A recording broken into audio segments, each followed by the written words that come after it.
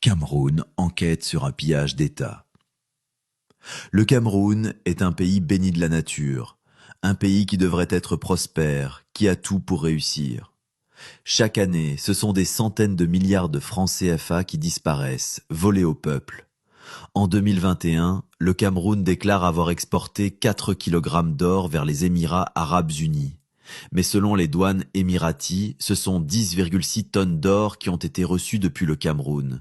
Selon Forest Trends, rapport 2022, cela représente une fraude de 660 millions de dollars US pour la seule année 2021. Entre 2016 et 2020, le Cameroun a officiellement exporté 1,9 milliard de dollars de bois vers la Chine et le Vietnam.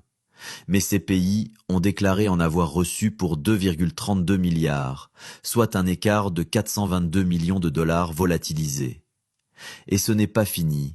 Selon le Pulitzer Center, entre 2013 et 2018, la Chine a déclaré avoir importé 1,497 milliards de dollars de bois camerounais.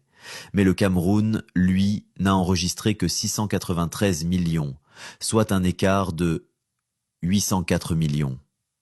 Et selon Enact Africa, en 2017, 1,4 million de grumes de palissandre ont quitté le Cameroun illégalement, valeur estimée plus de 300 millions de dollars. Au total, selon Enact, le Cameroun a perdu plus de 722 millions de dollars en seulement 5 ans, rien que dans le secteur du bois. 660 millions pour l'or, 722 millions pour le bois, soit un total de 1,38 milliard de dollars US. Et ce n'est que ce que l'on sait. Une somme colossale qui aurait pu changer le pays. Ce montant aurait permis de financer au moins l'un des projets suivants. Financer la phase 2 de l'autoroute Douala-Yaoundé, bitumer la route Douala-Maroua, soit 1500 km, construire 950 hôpitaux de district, bâtir 23 000 salles de classe rurales, lancer 2 lignes ferroviaires régionales, donner l'eau potable à 6 millions de personnes. Mais non, cet argent a disparu. Pendant que les Camerounais roulent sur des routes défoncées, accouchent sans soins, et que des enfants étudient, à même le sol, ce régime a appauvri les Camerounais, méthodiquement, depuis plus de 40 ans.